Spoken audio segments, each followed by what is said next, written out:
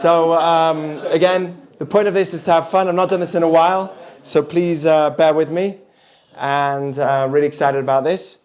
So according to Jewish teaching, you know how the world was created? Huh? God. Right, by God. Yes, very good. Okay, so how was the world created? Well, yes. Well, the only problem is the Big Bang doesn't know what happened before that. So we're going to be learning a little bit about that and how that connects to the letters of Hebrew.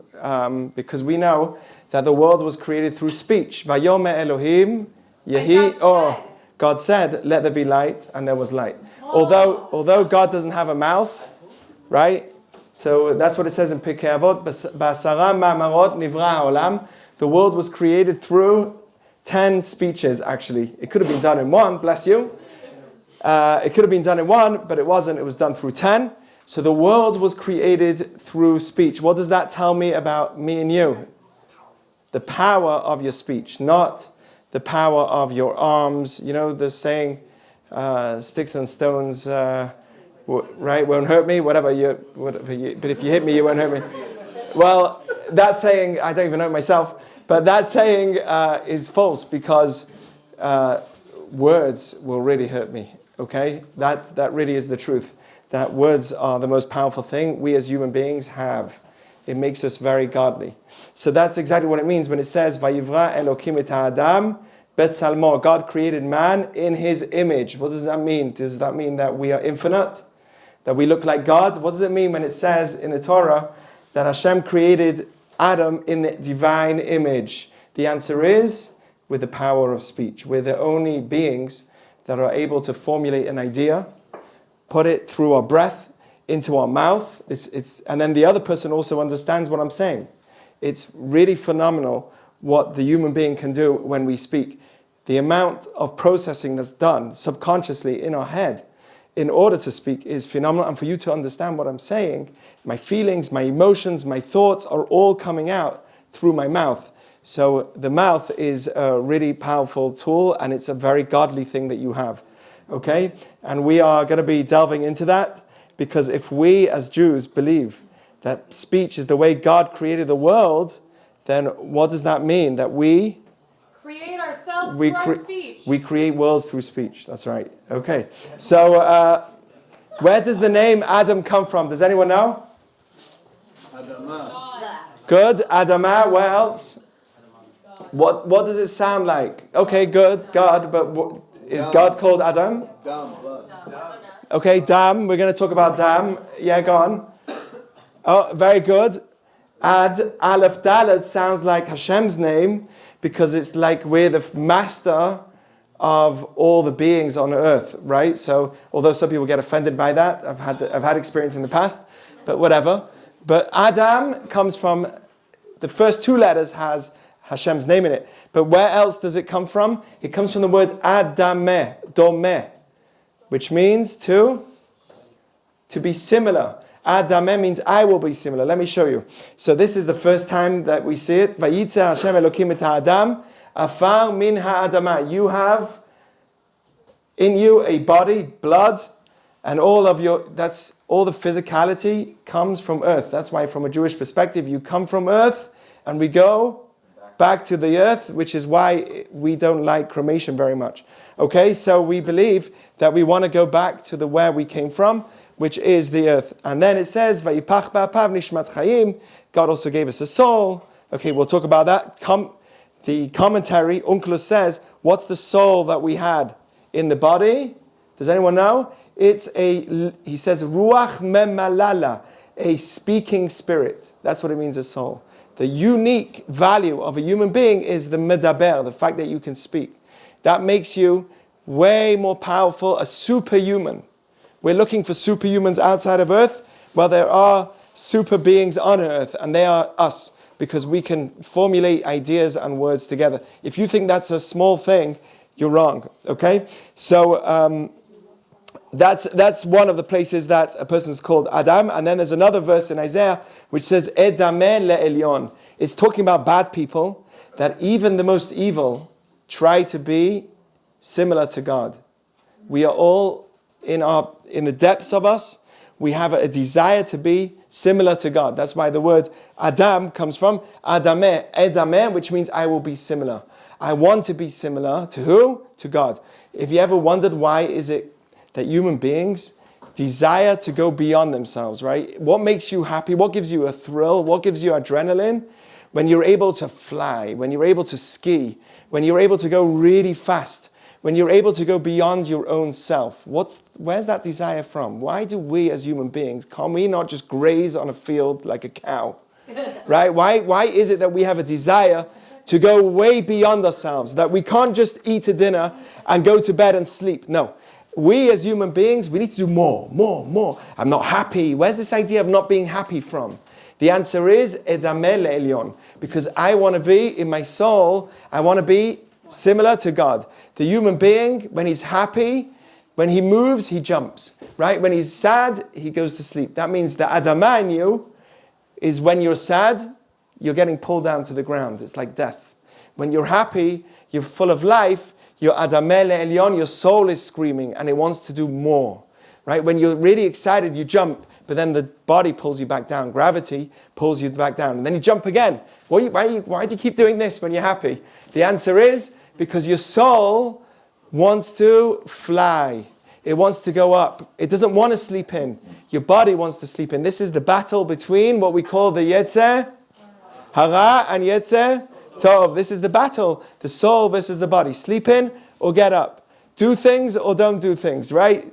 Be kind or be selfish. This is the big battle that a person has. It's either Adamah, this is you. You're either Adamah, pulled to the ground, or Edameh le'elyon. We're going to be speaking a lot about that. But that's the two places that we know that the name Adam comes from. Okay? So here's a cool AI picture. Proverbs 18:21.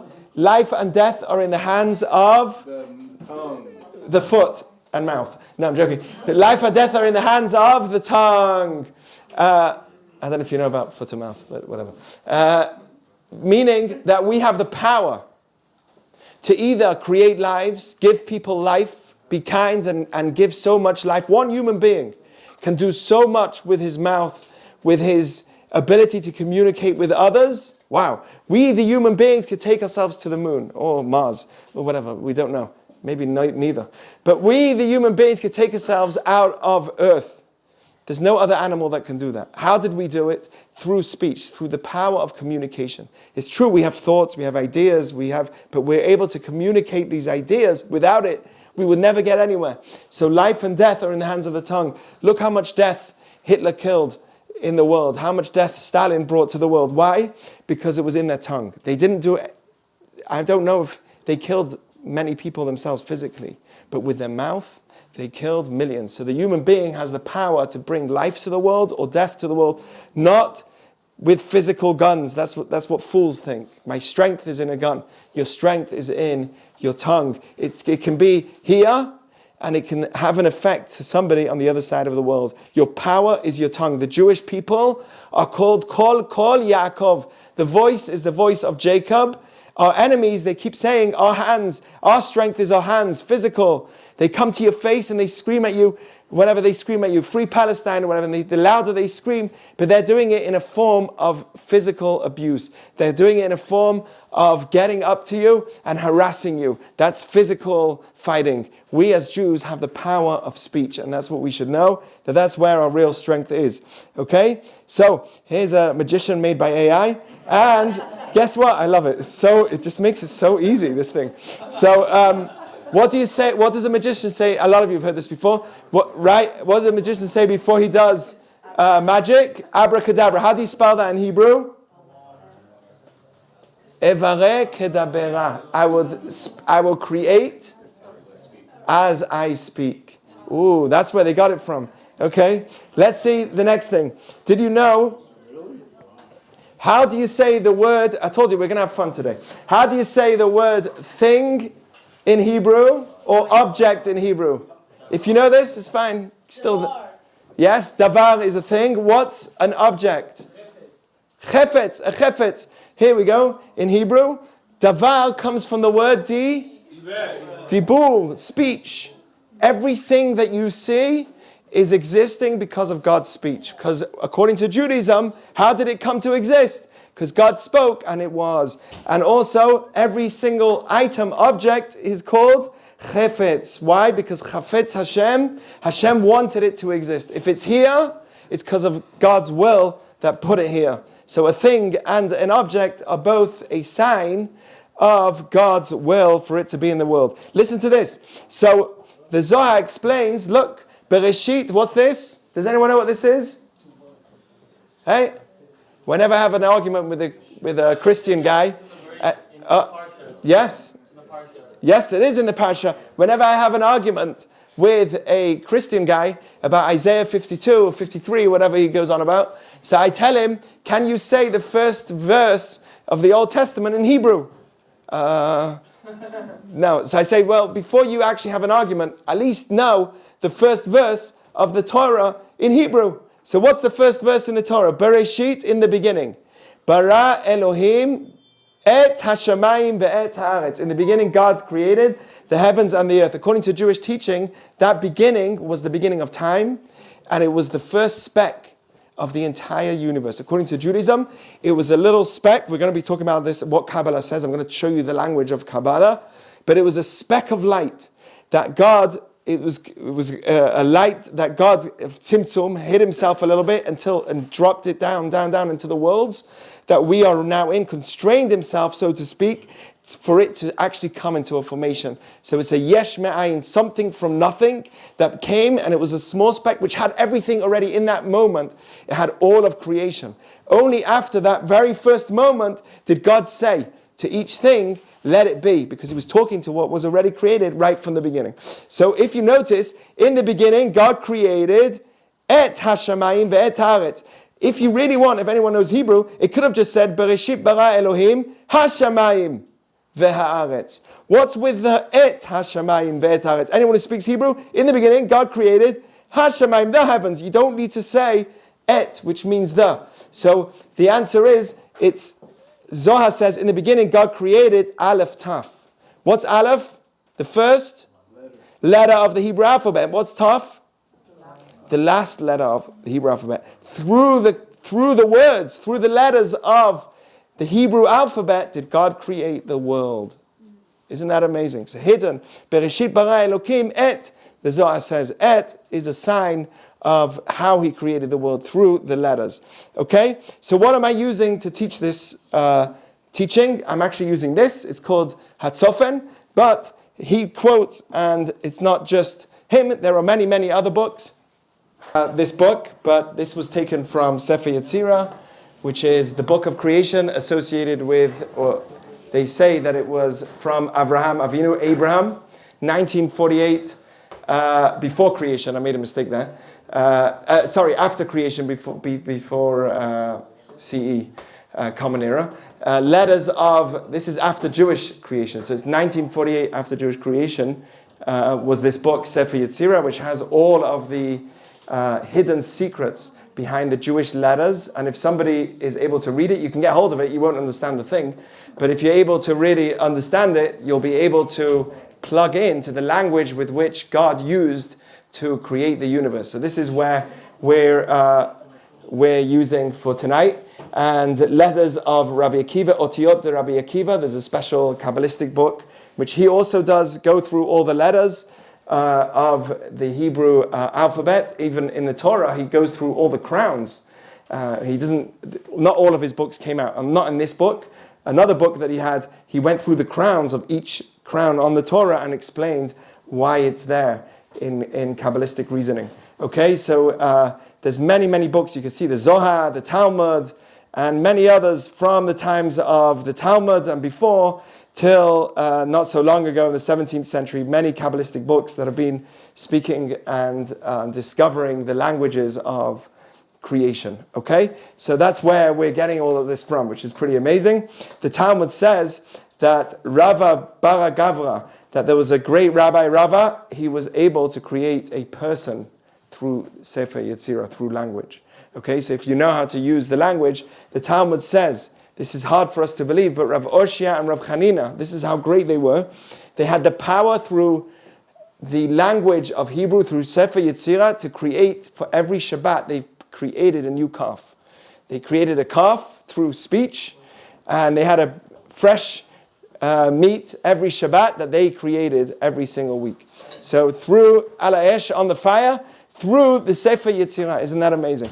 Maharami Prague, they say that there's the famous golem that he created, which was like this being that was looking after the Jewish people, and he would travel around in Prague and make sure that the Jews were safe. And he created this golem through language, through speech. So these are real, not magicians, these are real life Jewish rabbis that are plugging in. It's not magic. You're plugging into the language with which God used to create the universe. That's what Judaism believes. Okay, so why do we have so many languages? If Hebrew was such a powerful language, what happened? Does anyone know the Jewish history? Anyone know? No. Right, the Tower of Babel, so the Babylonian Tower. What was that tower? They said, let's get together. Before the Babylonian Tower, everyone was fighting. Now they said, okay, we're all one. Everyone has to work together under this king, Nimrod, and we all have to work under him, and we have to be complete, no self. We're all one together. And then we're going to build this tower, and on top of it, we're going to try and get as high as we can. This was a foolish idea, and we will then go and show God, so to speak.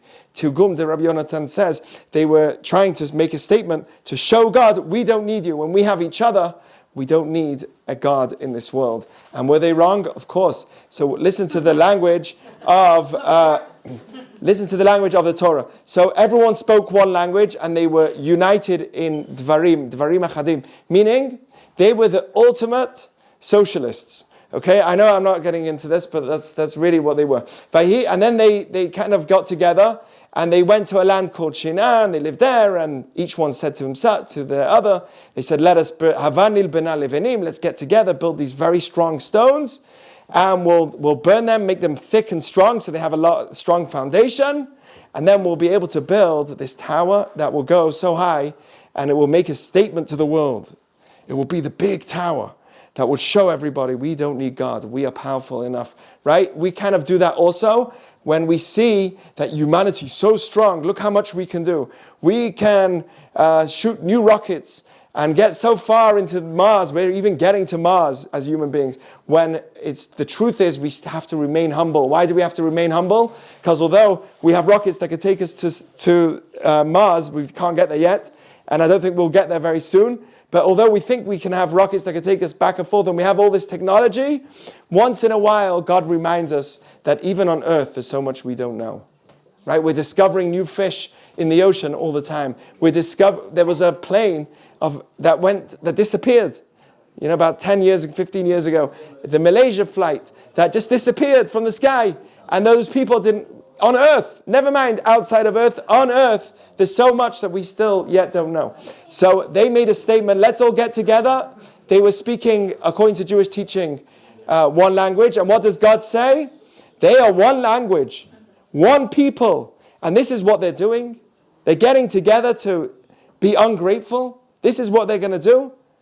I'm not going to hold back from them, from allowing them from what they want to do.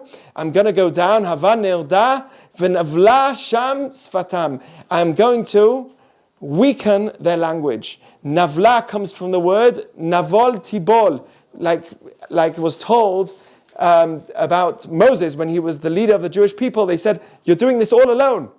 Navol tibol, you will burn out, you will wither out. It's too much for you. So navla means to wear out. Do you know what happened? God says, I'm going to wear out the language. I'll mix up the language, and then also all the other languages won't have as much power as the Hebrew language. Okay, so that's what happened, that the language was mixed up, and then they all were trying to climb the tower, but then they didn't understand each other suddenly. One guy was saying, hola, hello, español, and the other guy was trying, similar to what's going on here, and the other guy's trying to explain to him that that's not the job I want you to do. That's the job I want you to do. And then the guy's doing the complete opposite job of what he wanted, but now he's done it, so you have to pay him anyway. Right? It's kind of what happens in LA. So the languages get mixed up, And then no one understood each other. They were throwing rocks at each other, and eventually their whole plan broke down, and they split apart. So, well, along with many messages, what's the message? Get together with other human beings, but for good reasons, not for bad reasons. You can get together with other humans for wrong things, but this wasn't it, right? So this wasn't a good thing. And God messed up the language. Pirkei de Rabbi Eliezer. He quotes a midrash which says that God didn't just mess up their speaking, but it also messed up the writing, also the text changed amongst the peoples, and then that's why we have so many different writings and texts, even though they are very similar. So we're going to see some really cool stuff. Although there's a book called The Word by Dr. Not the Worm, The Word, by Dr. Isaac Moseson. He's Jewish, and he goes through many Hebrew words and shows how they originate. They are the original language of many languages. And I'm going to play and have some fun with you on this right now. So enjoy. Okay, so look at this. So how do we say samurai, right? Samurai is, the Japanese dude. So, right? Is that right?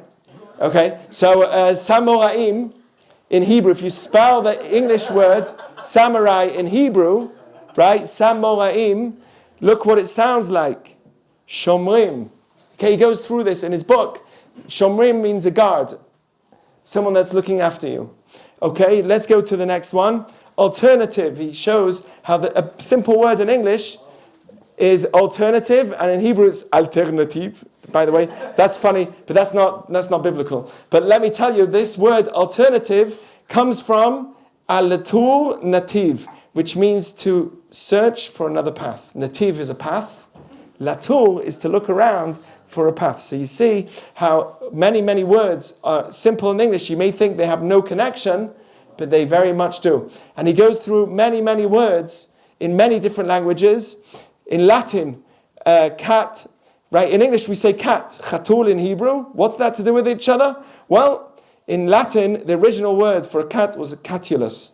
And if you look at cat, catulus, catul, if you spell it in Hebrew, katul sounds exactly like chatul, but they don't say cha, right? They say ka, right? So, like Hanukkah, or they don't say ka, they say ha, Hanukkah. So chatul is cat, and that's where they got it from. Okay, there are many words he shows how they originate from Hebrew, and they have such a power in the original language. Look, so you've got aura in Hebrew. In English, aura is like a light that you're shining from you, right? Or an energy. But in Hebrew, it's ora. And that's the same word, okay? Oops. I went to the next one. 1 second. I'm just going to show you some. Organization. So in English, it's organization. But when you spell it out in Hebrew, you see the similarity. Organization, irgun. Okay? Earth. Spell earth. In Hebrew, ALEPH, Reish, Taf, it sounds very similar to Aretz. You see how it's similar? Earth, Aretz, earth. Okay, genius, Gaon.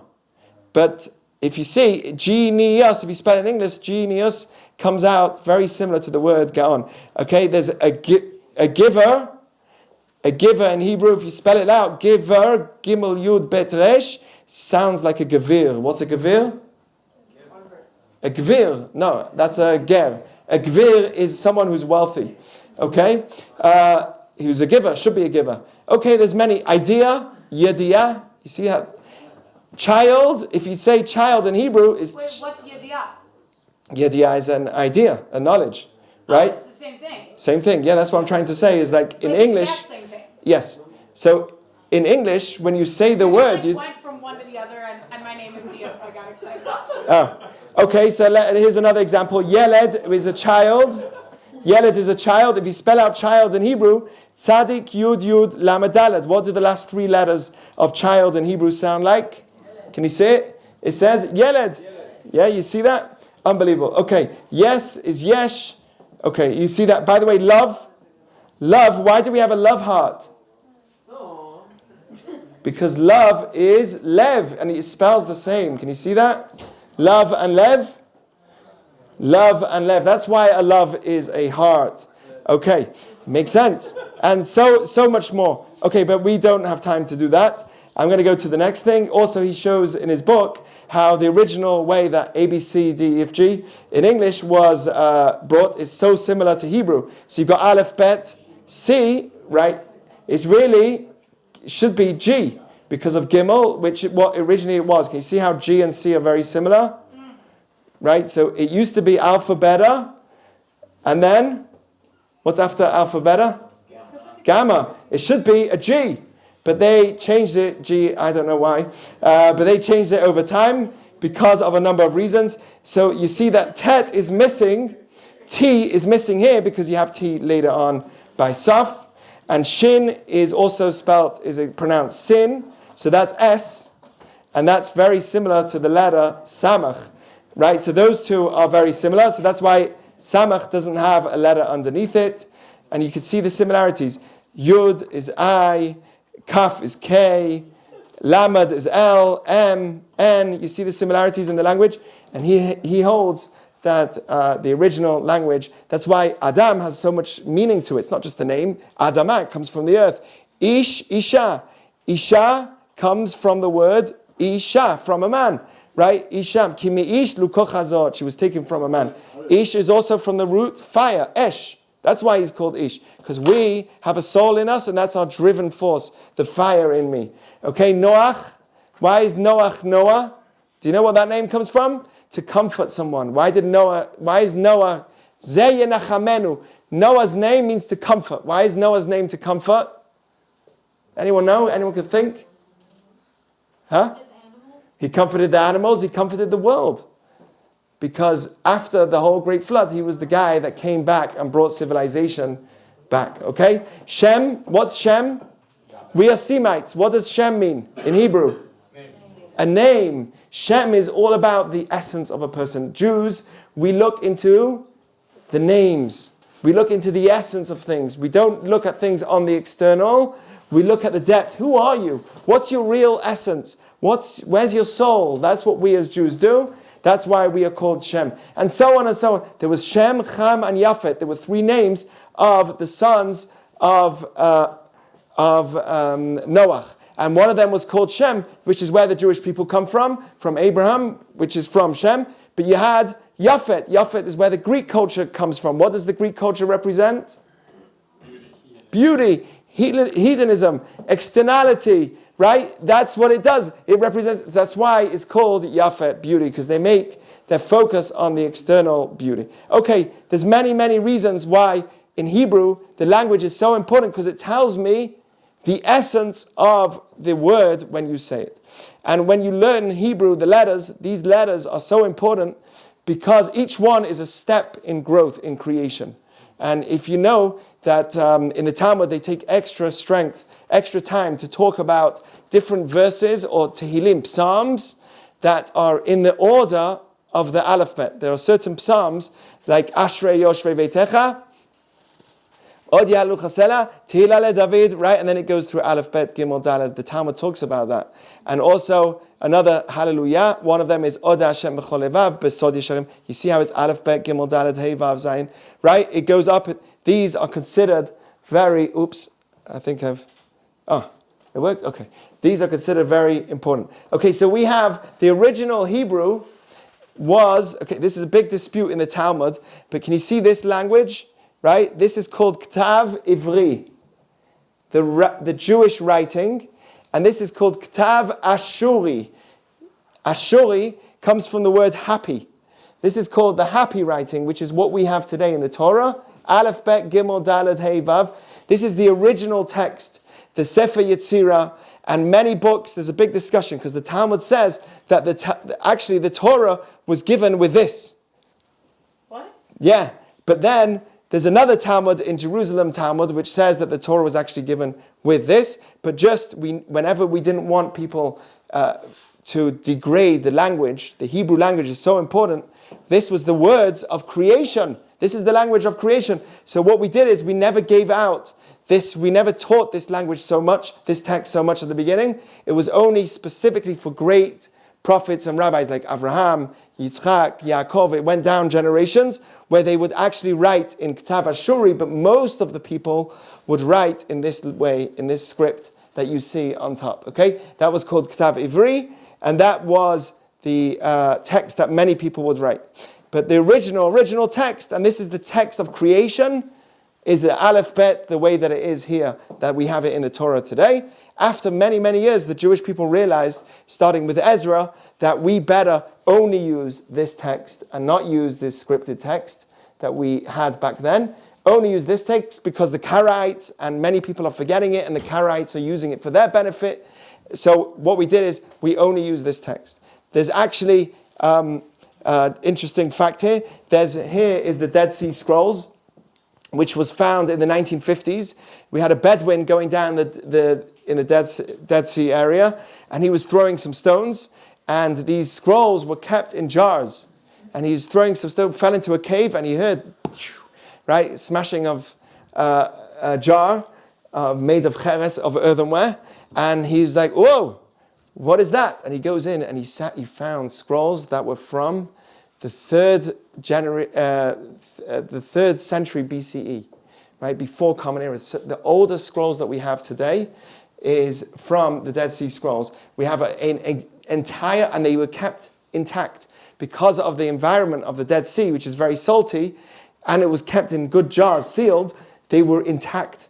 They found 13 different caves with scrolls in them. And this is an image of one of the scrolls from Tehillim. If you look carefully, zoomed in, you'll see Baruchu et Hashem. And you see round here is God's name written in Ktav Ivri, written in this text.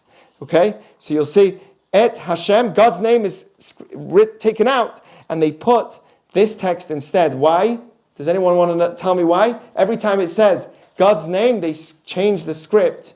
To never say God's name in vain? Right, so that when they have the writing, if they lose it, it won't get disgraced, it won't be degraded. So they actually wrote the God's name when they found it, but the rest of the words, if you look carefully here, it says Hodu la Hashem. La Hashem here is written in, again, in Ktav Ashuri. He didn't put this in red, but this is La Hashem in Ktav Ivri. And then it says Ki Tov, you can see it. Can you see that Tov? Can you see that? Yeah. Ki Tov, Ki Le'olam Chazdo. Literally, these are from talk about our indigenous right to the land of Israel. This is some of the oldest books from 3 centuries before Common Era. Here's the Chashmonai coins, and again, they used Ktav Ivri.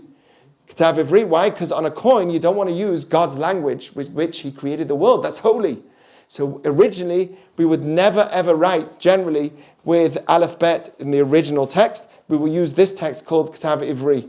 Over time, it got lost, but we only kept Ktav Ashuri, which is God's language, which is what we have today. The scrolls that we have today are the same scrolls we've always had, and they are written with the text with which we believe was used to create the universe. Okay, so if you plug into that text, and that's my plan for the next few weeks, to talk about this language and go through the Aleph Bet. I didn't even go through it. Okay, so, froze? It froze? I've got trauma. It froze. Okay, so the Sefer Yetzirah, the book of creation, says that every letter has 3 components to it. Sofer, which means to count, right? Every letter can be counted. Aleph is 1, Bet is 2, Gimel is 3, Dalet is 4, till you get to Yud, which is 10.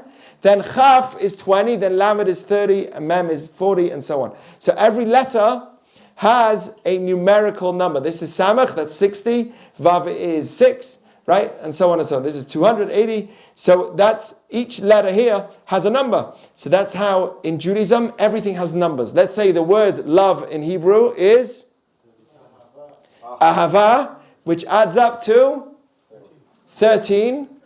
And it's the same numerical value as Echad, 1. Through love, you get oneness. Okay? When you have oneness with someone else, that's how you feel love. You think you have love with someone and you don't have oneness with them, that ain't no love. Okay? When you're fighting with somebody and in that moment you say, oh, but I really love you, or you're thinking about somebody else, you're not one with them, then you could say, I love you. You can say all what you want, but it's not real love. Love is oneness with the other person. Okay? So that's why in Hebrew, every word can be counted. Every letter can be counted. Okay? Every letter has a story to it. And every letter in its own shape and formation has a message to it. The letter Aleph has a message to it because of its shape and the way it's formed. Okay, I'm going to show you some examples. Here's Mayim, okay? This is water. Mayim in Hebrew is water. So if I want to tell you the story of water, I'll tell you. Mem represents from in Hebrew. Whenever you say mem at the beginning of the word, it means from. So let's say in Judaism we say when the Jewish people left Egypt, what do we say? B'tzet Yisrael Mi Mitzrayim, from Egypt. Whenever you add the letter mem before a word, it means from. Okay? So mem means from, and yud mem is plural. Like ach is, what does ach mean? A brother. Okay, you're learning Hebrew now. It's Ulpan also. Achim is brothers. So whenever you add yud and mem at the end of a word, it means plural. So look at water. What's water? Water is the greatest form of movement. How do we move tremendous amounts of things from one place from one country to the other? Shipping. You can't, even if you fly some, you use the main form of transportation in terms of maybe not people, but in terms of things and items is through shipments, okay? So mem, yud, mem, and it won't change. Mem, yud, mem. Mem is water. Water is the form of movement. Water is always moving. It's liquid. And it's plural because it's made of many drops. That's what water is. Okay? So Mayim is, that's exactly what water, that's the story of Mayim. So if I told you what is water? Water in English just means water. But in Hebrew, look what it means. It means movement, which is exactly what liquid is versus solid. And it also means many formations of drops to put together, which is what gives you the ocean or the water that you have. Okay? Here, this is called Sefer. This is the book, the way that the letters are shaped. They tell you a message. So this is a word for a tree. How do you say it? Etz. Very good. Etz, look at it. It looks like branches. Does anyone notice that? So letters also have a sefer, a shape. The way that it's looking is also many times very similar to the word of what it means. Esh, fire. Look at the shin. Shin represents fire, where it's going up like fire. If you see the shin that's written in the Torah, it literally looks like fire. And also aleph, going in all the directions. These are the letters that are used that give you the image of fire also.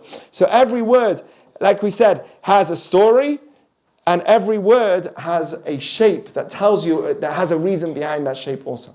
Okay? Should we do this? The letter aleph, just a little bit? A few minutes? Okay. Is anyone like getting really bored from this, or you enjoying it? Okay.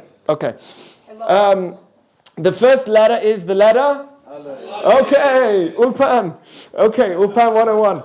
But this is way better. So listen to what the Zohar says in Bereshit 21:1. In the beginning, when the infinite light was revealed, there was a pure light that was intangible, concealed. So right at the beginning, the first thing that God did to create physicality, the physical world that we are in today, was he broke down the worlds, hid himself more and more and more, and started with this very, very small light, which was concealed. It had no form, and it had no appearance of a letter.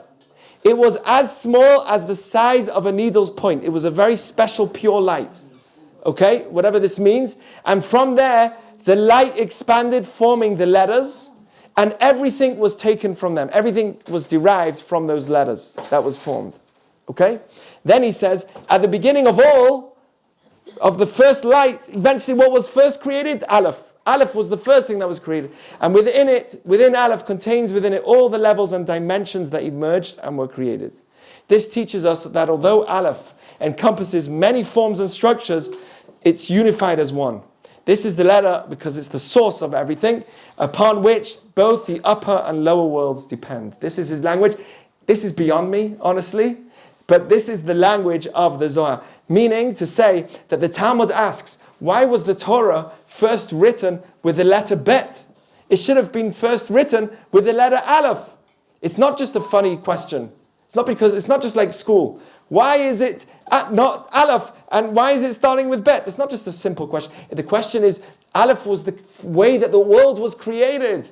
Why didn't you use that letter? And the Talmud gives an answer. The Talmud says, because Aleph can be used in a negative way. We'll talk about that in a minute. But it says that the word Aleph can be a curse, which is arur, a curse. We'll talk about what a curse is in Hebrew. Aleph and Resh. What's a curse? We'll say in a minute. But basically, if we have too much godly energy in this world, do you know what would happen? People would take over others. And although, yes, we have that problem right now, but it will be much, much more. Much more of this idea of overcoming, using the negative energy to overcome on others, to try and be godly in a negative sense. Okay? So we'll talk about that in a minute, but Aleph represents God. And we're going to see that very, very right now. Bereshit, in the beginning, bara Elokim. Oops. In the beginning, bara Elokim, God. So you see the first time Aleph is mentioned in a word, the first time you see Aleph is here, which is even more important. Right? Because every time you see a letter, the first time it's written in the Torah, you have to ask why. So the very first time you have a letter Aleph, it's hidden. But then the first time you see it at the beginning of a word, which is the most important, by the way, everyone here, the first letter of your name tells me most about who you are. That has the greatest influence on you. I feel that. Okay, that's good. We'll tell you more about it. What's your name? What's your first letter of your name? How do you spell it in Hebrew? Dahlia. Dahlia, so in Hebrew also? Dalit. So, No, it's Dia in English, it's Dahlia in Hebrew. Dahlia in Hebrew. So it's Dalet. Dalet is the energy of your name. Okay, and we'll talk about that another time. We'll go to Dalet later. But anyone here with an Aleph at the beginning of their name? We will. Okay, so we have 3 people. So Aleph, the first time it shows, is actually hidden. But the first time it shows at the beginning of a word is by God's name. What does Aleph represent? Al, El, strength, power. Who's the ultimate, according to Judaism, where's the ultimate power? What is it? God. Aleph is right by God's name because that's what it represents in this world, godliness. Okay? It goes in all directions. If you've seen the letter Aleph, it goes in all directions. Up, down, and in all 4 directions. And it represents God.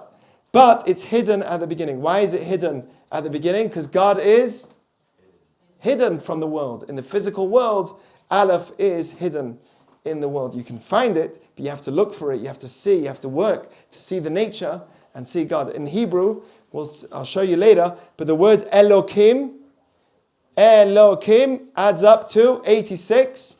And the word for nature, Hateva, is also 86. It's brought down that the same letters that you use to spell God is nature. Nature is just a signant. What's teva?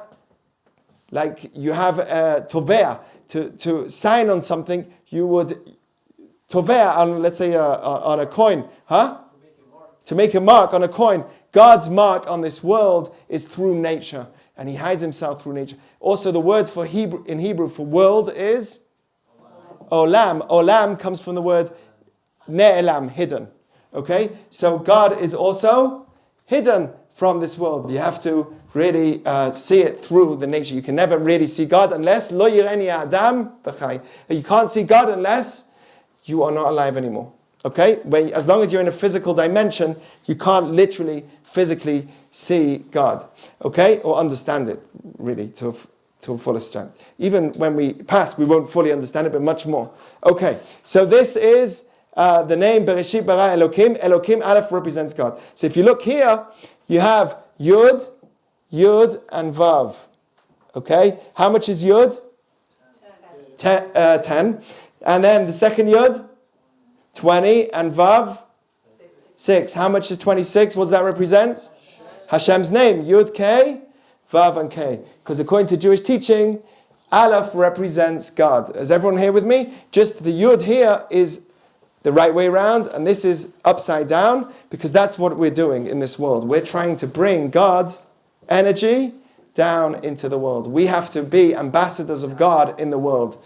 Okay, so that's what we're doing. We're acting in this world. We're doing our actions. Our actions have a huge impact in the higher world, and then we bring down very good energy into this world. So according to Jewish teaching, every time you do a mitzvah, you are bringing godly energy into the world, and that's our goal. Even when you work, when you're out there working, also the way you act, the way you speak, the way you behave, the way you are with others, if you're giving, you are an ambassador. You're making this world a living space for God.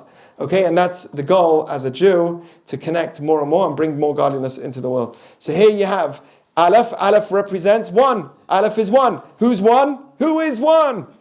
Hashem. Right? Who knows one? One is Hashem, one is Hashem, one is Hashem of the heavens and the earth. Okay, so next is Aleph. Aleph, if you spell out the word, the letter, Aleph, Aleph, Lamed, Pei, you have ALEPH, which is 1,000. It says that in God's eyes, 1,000 years is like one day. Okay, there's a lot more than that, but Aluf, I know it could take a whole day on this. Aluf means the champion of the universe, right? The power of the universe. That's what it means. Pele, if you spell out Aleph backwards, you get the word Pele. What does Pele mean? Wonder. A wonder. What's a wonder? Right? God is a wonder. We can't understand it fully in this physical world. Right? So everything in this world should be looked at as a Pele, as a wonder, if it comes from God. Right? That's how you should approach the world. Whenever you see something, wow, that's not, how did that tree, how did that flower come about? How did that piece of, that fruit, so beautiful and so sweet, that's a beautiful candy. I didn't do anything for it. I just bought it. I know, but the guy that actually, planted it, he didn't do much for it, and look what we get. Right? Every fruit that we see, we're meant to say, it's a wonder, and we should live that way.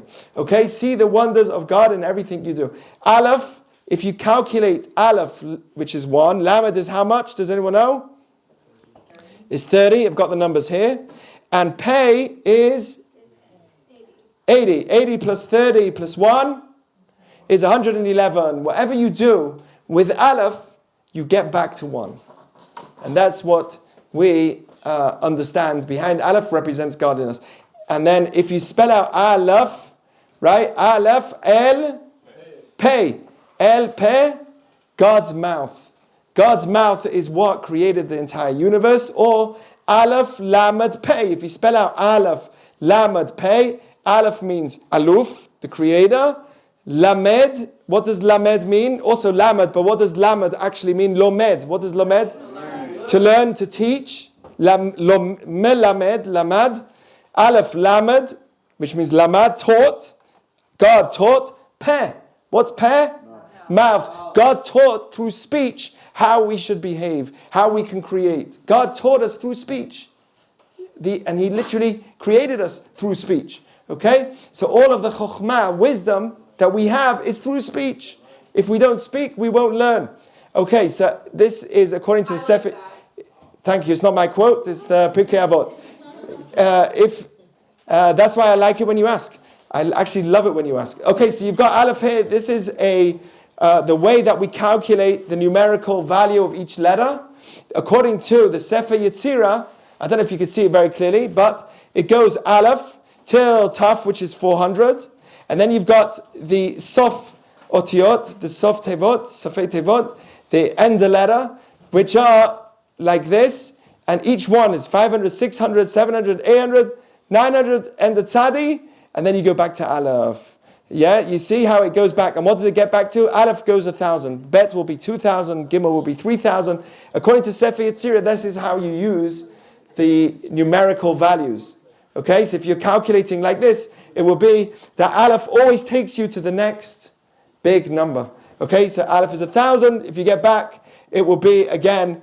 It starts at 1,000 and goes up. Yes? In what situation would you start the cycle and go up to another 1,000 after the Aleph? So if you're calculating a stream of letters all together and you're continuing to calculate, you will start going after you meet.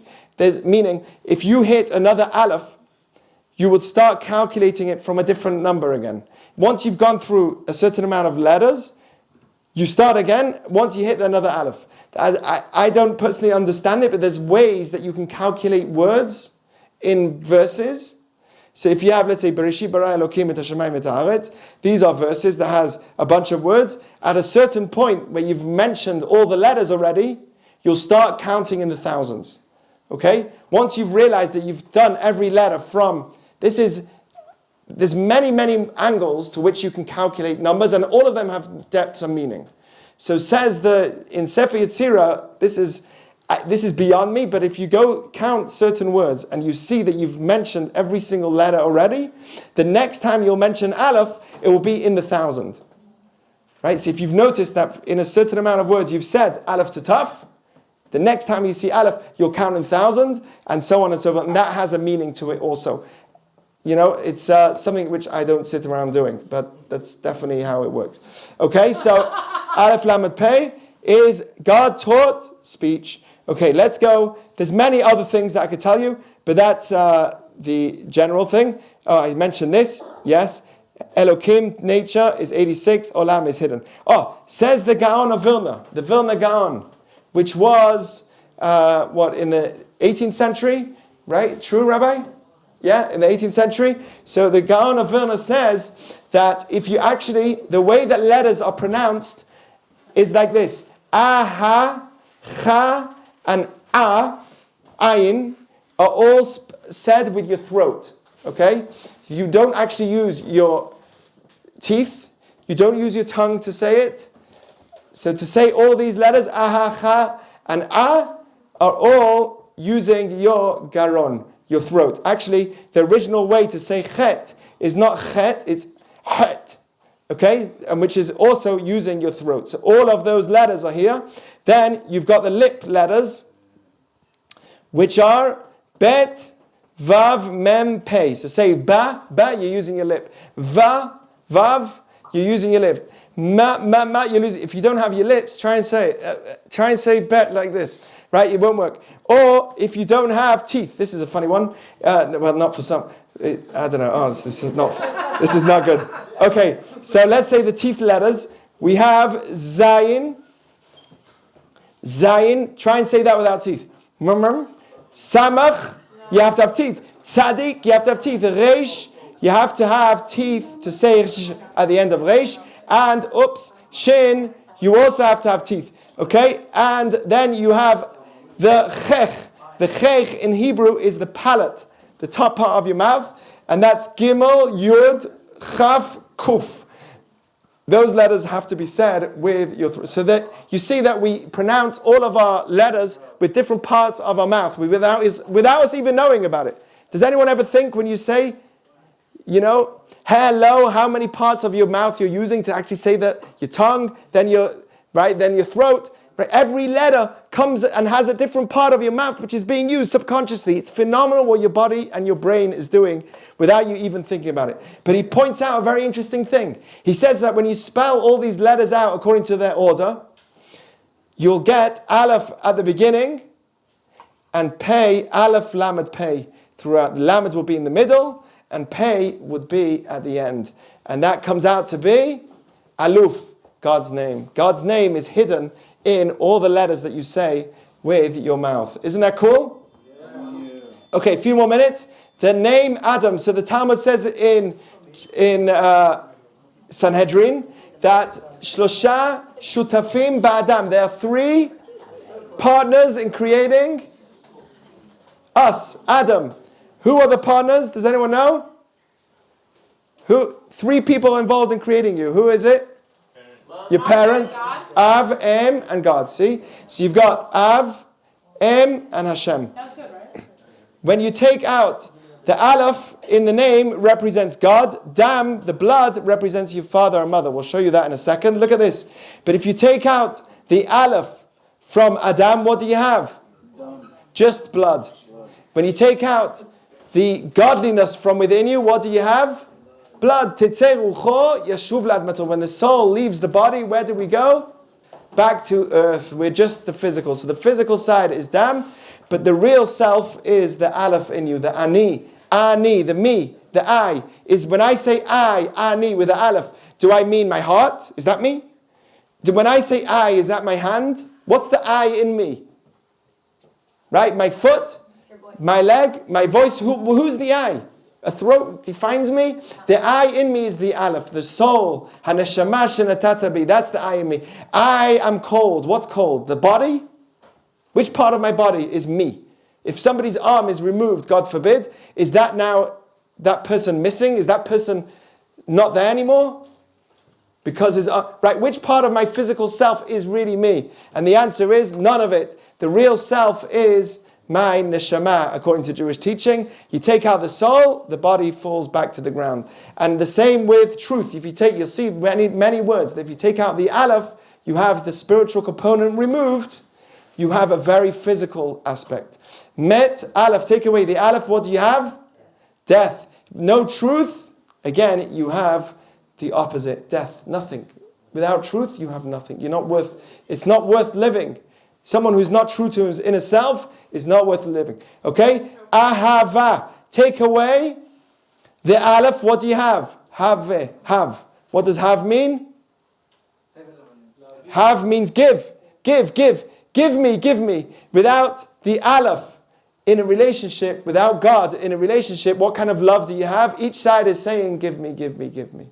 But when you have the soul component, when you have me looking at the other person, and I say, I want to see your soul. I don't only want your body. So it's not about giving. I want to give to you. Then the aleph, the giving comes about me giving to you and not asking someone to give to me. Okay, so we take away the aleph, you have a much more physical component in the person.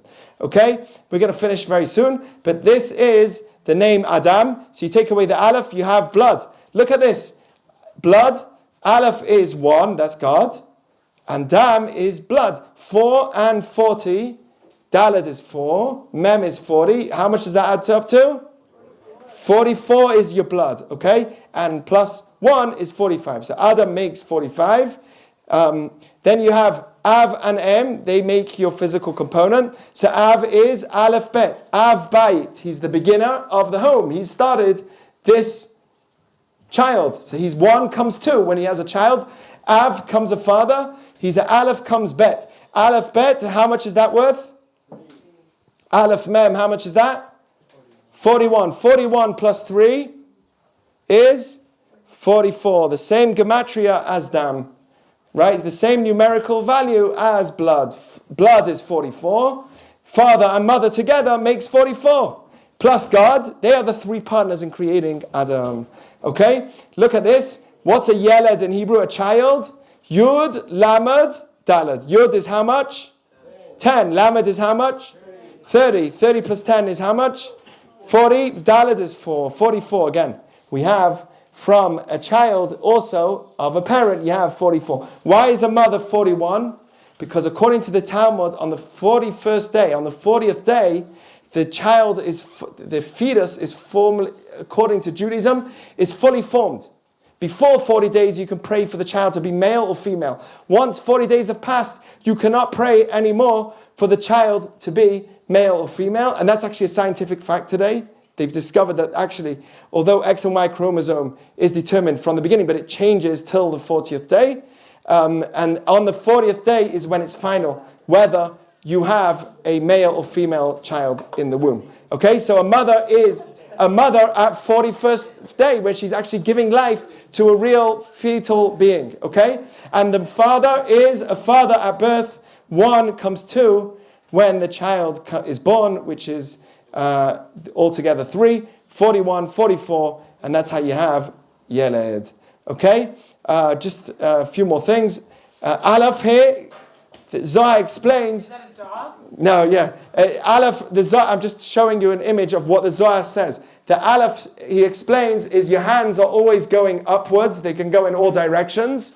But your legs, most of the time, it should be at least. When you walk, your legs are facing downwards, but your arms are going up. Why? Because every human being, according to Judaism, is a sulam mutzav arza v'rosho magia hashamayim. You're like a ladder. You're on the ground. Yes, it's true. But you know where your head is? Not here. Your head goes way up till the heavens. According to Judaism, where our body is like a foot to the soul. And the soul goes all the way up, and we have such power as human beings. Every action that we do, we are, yes, it's true, we're on the ground, but we have arms and we have action, and we can do, and we can actually reach the skies with our potential as human beings. Okay? It says that how long do we live for? Up to 120. But David says, Yemei shenotenu bahem shivim shanad. Our days, the days of our years are 70 years. And if we're strong, 80, and most of those years, by that time especially, it's a lot of pain and work and darkness, and a person's tired. It's not an easy life. So what is it worth if we're just pursuing stuff? It's such a hard life. It's not easy. That's what he says. But when somebody actually has connection to godliness, then it's worth it. Okay, but if you look at the word Yemei shenotenu bahem, this is Av, the Safei Tevot. It's written that these letters, Bahem, is the end letters of Av, Hashem, Yud-Kei, Vav-Kei, and Aim, mother. Meaning, by the time someone hits 70, 80, and your life is getting towards its end, we stop having that partnership of God and my parents involved in me. When we leave this world, that partnership has been finished. And I'm only now connected to God. Because my parents created the physical part. Okay? If you notice that in the Torah, there's many times where an aleph is missing. Randomly missing. In English, you can't see it because they just translate the word the same. Like the word sin in Hebrew is chatat. If you take away the aleph, you still translate it as sin. Or twins. In Hebrew is twins. But if you take away the aleph, it remains the word twins in English. So you can't notice that in English. But in Hebrew, there's times in the Torah where they remove the letter aleph. So I'm going to show you, by idol worship, God removes the letter aleph. Why? Chatat. A person should bring an offering for the sin, and it removes the aleph. Why? Because when someone does idol worship, he's removed God from him. God can't be in that presence. It says by Rivka, Rebecca, who was she? The mother of? She had twins. Who was she? Who was Rebecca? Right? She was one of our matriarchs. She had twins. Who were they? Esav and Jacob. So she had twins in her womb, and it says, Vayimle'u yamei laledet. She completed her pregnancy, and she had twins in her womb.